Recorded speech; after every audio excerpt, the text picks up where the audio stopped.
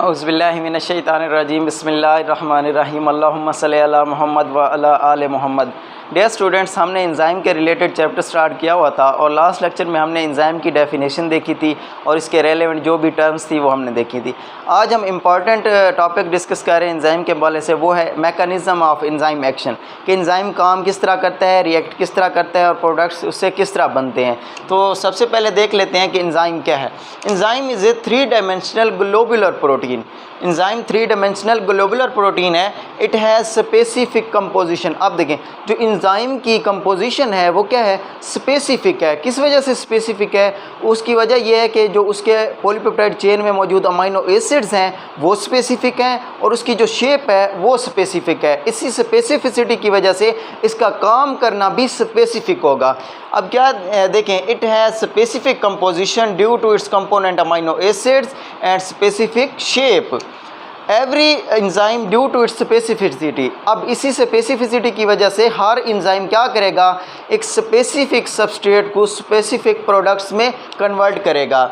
Due to its specificity it recognises and reacts with specific substrate and transforms into the specific products. क्या मतलब कि अगर क्योंकि इसकी कंपोजिशन स्पेसिफिक है इसलिए ये स्पेसिफिक सबस्ट्रेट को रिकग्नाइज करेगा, एंजाइम सबस्ट्रेट कम्प्लेक्स बनाएगा, फिर उसी स्पेसिफिक सबस्ट्रेट को स्पेसिफिक प्रोडक्ट्स में कन्वर्ट कर देगा।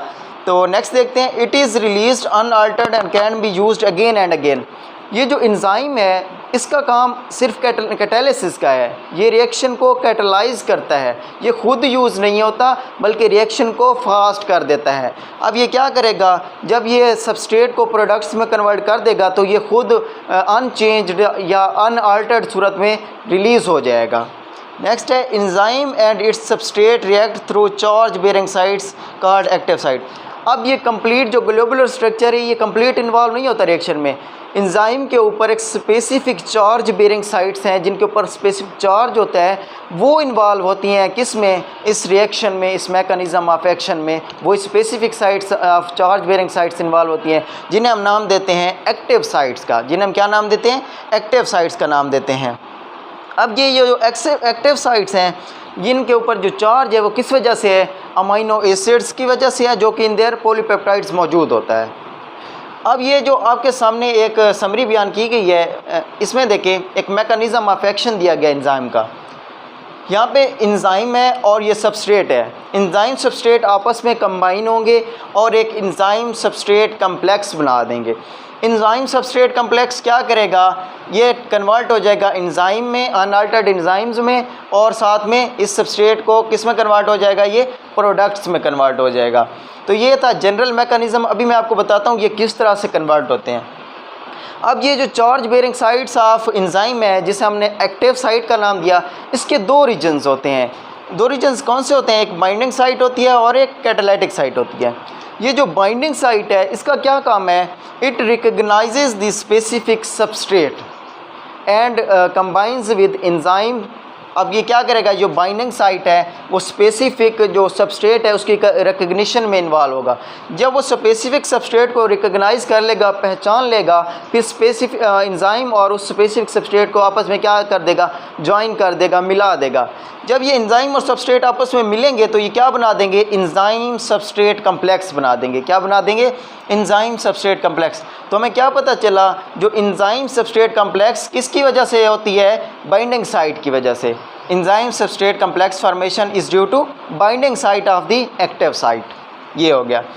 अब क्या होगा, जब एंजाइम सबस्ट्रेट कम्प्लेक्स बनेगा, जब ये एंजाइम सबस्ट्रेट कम्प्लेक्स बनेगा ये कैटालिटिक साइट को एक्टिव कर देगा। ये क्या कर देगा, कैटालिटिक साइट को एक्टिव कर देगा। अगर तो स्पेसिफिक एंजाइम और स्पेसिफिक सबस्ट्रेट आपस में मिले हैं तब भी एंजाइम सबस्ट्रेट कम्प्लेक्स एक्टिव बनेगा और वो कैटालिटिक साइट को क्या कर देगा, एक्टिव कर देगा। अब क्या होगा, यही जो एक्टिवेटेड कैटालिटिक साइट है ये इस स्पेसिफिक सबस्ट्रेट को इनटू प्रोडक्ट्स में कन्वर्ट कर देगी। क्या कर देगी, स्पेसिफिक सबस्ट्रेट को प्रोडक्ट में कन्वर्ट कर देगी। अब ये जो activated catalytic site catalyses the transformation of substrate into the products and enzyme detaches itself unchange. अब जब ये प्रोडक्ट्स में कन्वर्ट होगा तो जो एंजाइम होगा वो गैर तब्दील शुदा अनअल्टर्ड फॉर्म में रिलीज़ हो जाएगा इस प्रोडक्ट के साथ। अब ये एक जनरल डायग्राम में मैंने आपको समझाने की कोशिश की है, इसको देख लेते हैं मैकेनिज़्म क्या है। इससे पहले देखें एक स्टेटमेंट मैंने लिखी है, enzymes requires aqueous medium for its activity. ये बहुत इंपॉर्टेंट है कि जो एंजाइम को काम करने के लिए हमेशा एक्वस मीडियम रिक्वायर होता है, इसके अलावा वो काम नहीं कर सकेगा, उसकी एक्टिविटी अच्छे से परफॉर्म नहीं हो सकेगी। अब देखें ये जो ब्लैक कलर में है ये एंजाइम को डिनोट कर रहा है और ये रेड स्पॉट में है सबस्ट्रेट। अगर तो ये एंजाइम इस स्पेसिफिक सबस्ट्रेट के लिए है तो ये क्या करेगा, जो binding site of active site है वो उनको आपस में क्या कर देंगी, मिला देंगी, एक दूसरे के करीब लाएंगी, रिकग्निशन में अहम किरदार अदा करेंगी। जब ये एक दूसरे को पहचान लेंगे उसके बाद ये क्या बना देंगे, एंजाइम सबस्ट्रेट कम्प्लेक्स बना देंगे। ये देखें एंजाइम सबस्ट्रेट कम्प्लेक्स बना हुआ है। अब जब ये एंजाइम सबस्ट्रेट कम्प्लेक्स बन जाएगा ये क्या करेगा, catalytic site of active site को क्या कर देगा, एक्टिव कर देगा। क्या कर देगा, एक्टिव कर देगा। जी एक्टिवेटेड कैटालिटिक साइट इस एंजाइम सबस्ट्रेट कम्प्लेक्स को क्या करेगी, प्रोडक्ट्स में तब्दील करेगी और साथ में एंजाइम जो यूज़ हुआ था वो अनअल्टर्ड फॉर्म में रिलीज़ हो जाएगा। यहाँ पे मैंने शो भी किया है कि एंजाइम कैन बी रीयूज्ड। यही एंजाइम दोबारा उसी सर्कल में से दोबारा यूज़ हो सकता है। अब ये तो हो गया इसका जनरल मैकेनिज़्म, समझा दिया कि ये काम किस तरह करता है। अब इसी काम करने के हवाले से डिफरेंट साइंटिस्ट ने डिफरेंट मॉडल्स पेश किए। दो मॉडल्स आपके सामने लिखे हुए हैं, मैं आपको एक्सप्लेन करता हूँ कि मैकेनिज़्म ऑफ एंजाइम एक्शन के हवाले से दो मॉडल्स हैं। उनमें जो इम्पॉर्टेंट हैं, जो सबसे ज़्यादा स्पेसिफिक हैं या फेमस हैं, उनमें एक है लॉक एंड की मॉडल, दूसरा है इंड्यूस्ड फिट मॉडल। ये देखें, सबसे पहले लॉक एंड की मॉडल देखते हैं। लॉक एंड की मॉडल इमाइल फिशर ने 1890 में प्रपोज़ किया था। अब इसके मुताबिक क्या है, जो लॉक एंड की मॉडल जैसे कि एक स्पेसिफ़िक की एक स्पेसिफ़िक लॉक को ओपन कर सकती है, सेम इसी मैनर में एक स्पेसिफ़िक एंजाइम स्पेसिफ़िक सबस्ट्रेट को प्रोडक्ट्स में कन्वर्ट कर सकता है। यहाँ पे स्टेटमेंट दी गई है, एज वन स्पेसिफ़िक की can open a specific lock in the same manner specific enzyme can transform only one substrate into the products. यहाँ तक समझ में आ गई। अब ये देखें, वो कहता है कि अगर स्पेसिफ़िक एंजाइम स्पेसिफ़िक सबस्ट्रेट को कन्वर्ट कर रहा है तो इसके मुताबिक क्या है, जो लॉक एंड की मॉडल के मुताबिक एंजाइम है वो एक रिजिड स्ट्रक्चर है। वो क्या है, एक रिजिड स्ट्रक्चर है, उसमें फ्लेक्सिबिलिटी मौजूद नहीं है। According to it active site is a rigid structure. जो एंजाइम की एक्टिव साइट है, चार्ज बेरिंग साइट है, वो क्या है, रिजिड स्ट्रक्चर है। There is no modification before in the mid और आफ्टर द रिएक्शन। इसके मुताबिक क्या है कि उस एक्टिव साइट पे कोई भी तब्दीली रूनुमा नहीं होगी, कोई फ्लेक्सिबिलिटी नहीं आएगी, ना रिएक्शन से पहले, ना रिएक्शन के दौरान और ना ही रिएक्शन के बाद। वो क्या होगा, अनअल्टर्ड सूरत में ऐसे बाहर चला जाएगा। It is used only as a template under studies did not support. ये देखें, ये जो लॉक एंड की मॉडल के मुताबिक एक्टिव साइट ऑफ एंजाइम है वो क्या है, एज अ टेम्पलेट के तौर पर काम करती है। सांचा कहते हैं जिसे हम, ये जब ईंटें बनाने वाली जगह पे आपने देखा होगा एक सांचा पड़ा होता है, उसके ऊपर मिट्टी डालते हैं और फिर वो वैसी के वैसा हमारे पास ईंट दे देता है, जिस तरह का सांचा मौजूद होता है।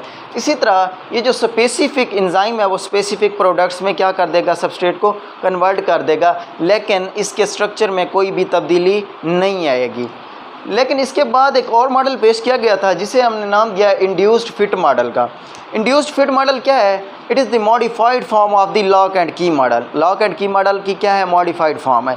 इसके मुताबिक भी ऐसा होता है कि जो स्पेसिफ़िक एंजाइम है वो स्पेसिफ़िक प्रोडक्ट्स को बनाता है, जब वो सबस्ट्रेट को प्रोडक्ट्स में कन्वर्ट करता है। अब देखें, it is modified form of lock and key when a substrate combines with an enzyme it induces changes in enzyme structure। यही सबसे इम्पॉर्टेंट डिफरेंस है लॉक एंड की मॉडल और इंड्यूस्ड फिट मॉडल के दौरान। इंड्यूस्ड फिट मॉडल के मुताबिक जो एक्टिव साइट ऑफ एंजाइम है वो फ्लेक्सिबल है। जब कोई भी सबस्ट्रेट आके एंजाइम के साथ मिलता है तो जो एक्टिव साइट ऑफ एंजाइम है उसमें फ्लेक्सिबिलिटी आती है, उसके स्ट्रक्चर में तब्दीली आती है। वही जो स्ट्रक्चर में तब्दीली आती है वो एंजाइम को इनेबल करती है कि वो सबस्ट्रेट को प्रोडक्ट्स में कन्वर्ट कर दे। ये देखें, जब ये इस केस में क्या था कि कोई तब्दीली नहीं है ये active site of an enzyme में। इसमें क्या हुआ, जब सबस्ट्रेट एंजाइम के साथ मिला, एंजाइम की एक्टिव साइट में फ्लेक्सिबिलिटी आई, उसकी स्ट्रक्चर में तब्दीली आई। वही जो स्ट्रक्चर में तब्दीली आई उसने उस एंजाइम को इस काबिल बनाया कि वो सबस्ट्रेट को प्रोडक्ट्स में कन्वर्ट कर सके। तो ये था आज का लेक्चर डियर स्टूडेंट्स। उम्मीद करता हूँ कि आपको समझ में आ गया होगा। अगर फिर भी कोई प्रॉब्लम है तो कमेंट सेक्शन में ज़रूर बताइए, इंशाल्लाह मैं उसका ज़रूर रिस्पांस दूंगा। और आप लोगों से गुजारिश है कि हमारे चैनल को सब्सक्राइब करें और बेल आइकन को भी ज़रूर प्रेस कर दें ताकि आने वाला हर लेक्चर आप तक पहुंच सके। पाकिस्तान पाइंदाबाद। Thank you so much.